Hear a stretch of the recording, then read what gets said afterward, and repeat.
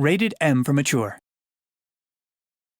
Sniper Elite 4 is far from a walk in the park, unless you were to replace dog walkers with heavily armoured enemies, and their dogs with rifles, shotguns, you get the idea.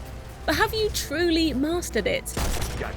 Here are 7 signs you're just too good at Sniper Elite 4. If Sniper Elite 4 was meant to be easy, they'd have called it something like Sniper Ordinary or Sniper Perfectly Average. Unlucky for some then, that isn't the case. But that doesn't bother you, does it? You're not here because you've just finished bumbling your way through the easiest difficulty, wondering how anyone can get through a playthrough without aim assist. Something tells us you're here because you're actually quite bloody good at the game, and hopefully this video will help you figure out exactly how good you are.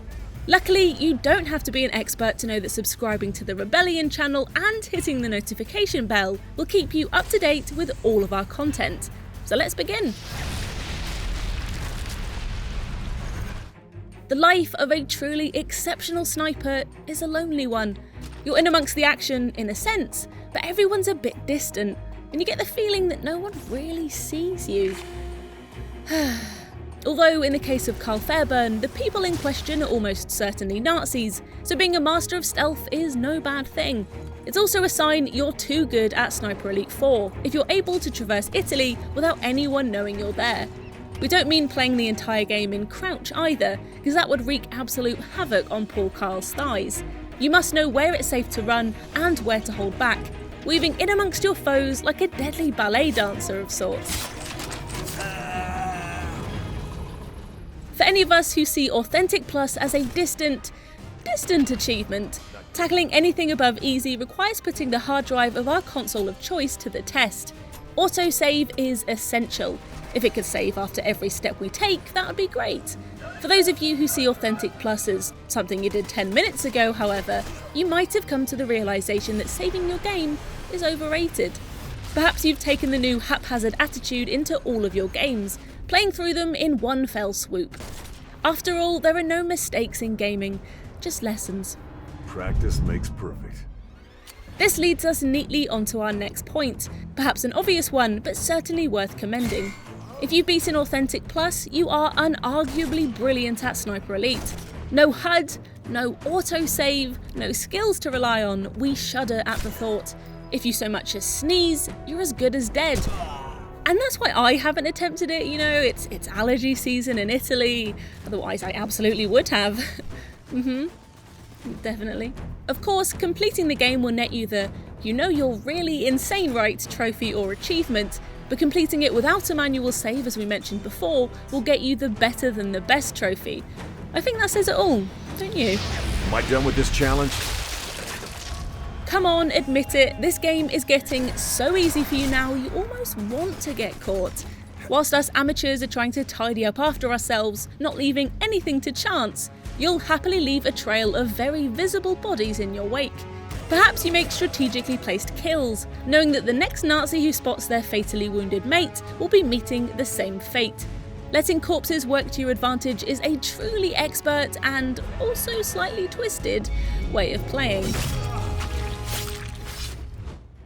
There's no more sure sign of someone who's become phenomenally good at this game than getting genuinely angry over an A rank. To most apprentice Fairburns, an A is pretty good. It tells you that not only did you actually hit and kill the enemy, but they were also far enough away that a sniper scope wasn't overkill.